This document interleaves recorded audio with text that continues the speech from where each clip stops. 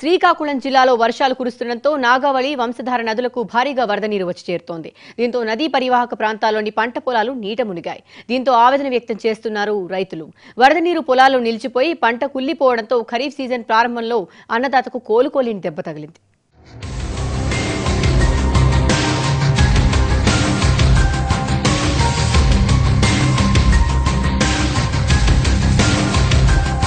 ఈ ఏడాది నైరుతి రుతుపవనాలు మంచి వర్షాలు కురిపిస్తాయని తేలడంతో శ్రీకాకుళం రైతులు సంతోషపడ్డారు. గత నెల రాష్ట్రాన్ని తాకిన నైరుతి రుతుపవనాలతో కోటి ఆశలతో వరి ఆకు పోశాడు. దీనికి తోడు చెరుకు, మిరప, అరటి, కూరగాయలు వంటి పంటలను కూడా సాగు చేశాడు. గతంలో ఏదో జరిగిపోయింది, ఈ ఏడాదైనా సరిగ్గా పంట పండి చేతికందితే కష్టాలన్నీ తీరిపోతాయని ఆశించిన రైతుకు ఆదిలోనే దెబ్బ తగిలింది. ఎగువ నుంచి వచ్చిన వరద నీటితో జిల్లాలో ప్రవహిస్తున్న నాగావళి, వంశధార నదులు ఉగ్రరూపం దాల్చాయి. మొదటి 2 రోజులు ఎగువ నుండి వచ్చిన వరద నీటికి 3వ రోజు వర్షం కూడా తోడవడంతో రైతు పరిస్థితి మూలిగే నక్కపై తాటిపండు పడ్డట్టయింది. మరో 10 రోజుల్లో నాట్లు వేయడానికి సిద్ధమైన వరి ఆకుతో పాటు మిరప, చెరకు, అరటి, కూరగాయల పంటలన్నీ నాశనమయ్యాయి. దీంతో ఒడిశాను ముంచెత్తిన వరదలు సిక్కోలు రైతుకు శాపంగా మారి ఖరీఫ్ ఆదిలోనే కోలుకోలేని దెబ్బతీశాయి.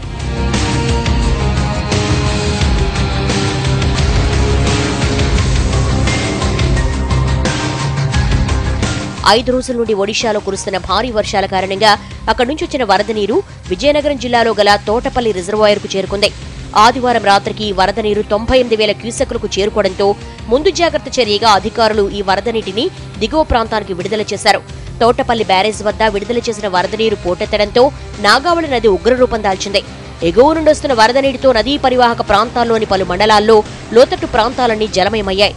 నాగావళిని ఆనుకొని ఉన్న పాలకొండ, వంగర, సంతకవిటి, బూర్జా, ఆముదాల వలస, శ్రీకాకుళం నగరం ఈ వరదలో చిక్కుకున్నాయి. ముఖ్యంగా సంతకవిటి మండలంలోని రంగరాయపురం, పాలకొండ మండలంలోని అంపిల్లి, బూర్జ మండలం, అల్లిన, శ్రీకాకుళం నగరంలోని తురాయి చెట్టు వీధి జలదిగ్బంధంలో చిక్కుకున్నాయి.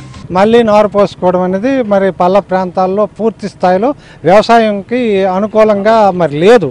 పూర్తిగా జలమయం అయిపోయింది పొలాలన్నీ, పొలాలన్నీ. అందులో ఉండే నార్మల్ కూడా పూర్తిగా మునిగిపోవడం. కొంతమంది రైతులు ఎద అనేది ఒక ప్రక్రియ ద్వారా వ్యవసాయం చేస్తాం. ఇక్కడ మేము నేరుగా ఎద చల్లుకొని వ్యవసాయం చేయటం.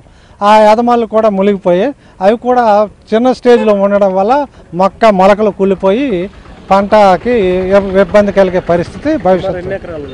సుమారు ఒక 100 ఎకరాల పైచలకు ఆ రకమైనటువంటి ప్రభావానికి ఈ గ్రామ పంచాయతీ పరిధిలో జరుగుతుంది. వంశధార విషయానికొస్తే వంశధారకు కూడా వరద నీరు పోటెత్తడంతో పాటు ఆ నదీ పరివాహక ప్రాంతాల్లో చాలా చోట్ల భారీ వర్షాలు కురవడంతో లోతట్టు ప్రాంతాలన్నీ జలమయమయ్యాయి.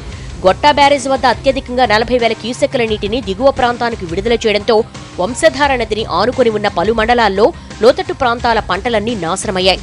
ముఖ్యంగా కొత్తూరు మండలం, మాతల, పాతపాడు, గార మండలం, ఆరంగిపేట తదితర గ్రామాలున్నాయి.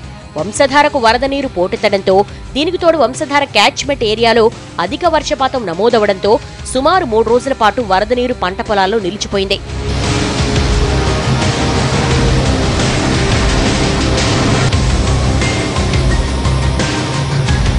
బూర్జ మండలంలో సుమారు 900 ఎకరాల పంట పొలాలు నీట మునిగాయని స్థానిక రెవెన్యూ అధికారులు అనధికారికంగా చెప్తున్నా జిల్లా ఉన్నతాధికారులు మాత్రం పంట నష్టం ఏమీ లేదని చెప్పడంపై అధికారుల ఆంతర్యం ఏమిటనేది అర్థం కావడం లేదు. జిల్లా వ్యాప్తంగా వేలాది ఎకరాల పంట నాశనమైనట్లు అనధికార సమాచారం అందుకున్న నేపథ్యంలో అధికారులు వారిని ఏ విధంగా ఆదుకుంటారు, పంట నష్టాన్ని ఏ విధంగా అంచనా వేస్తారనేది ప్రశ్నార్థకంగా మారింది.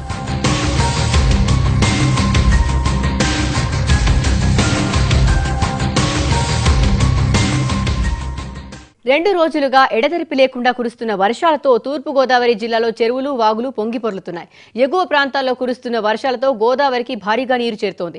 రాజమండ్రి వద్ద బ్రిడ్జ్ను ఆనుకొని వరద నీరు ప్రవహిస్తోంది. దీంతో వరద పరిస్థితిని ఎప్పటికప్పుడు అధికారులు పరిశీలిస్తున్నారు. మరోవైపు విలీన మండలాలు ముంపుకు గురికావడంతో ప్రజలంతా తీవ్ర ఇబ్బందులకు గురవుతున్నారు. బాహ్య ప్రపంచంలో విలీన మండలాల సంబంధాలు తెగిపోయి ప్రభుత్వ అధికారులు స్పందించి తమకు సహాయం అందించాలని కోరుతున్నారు.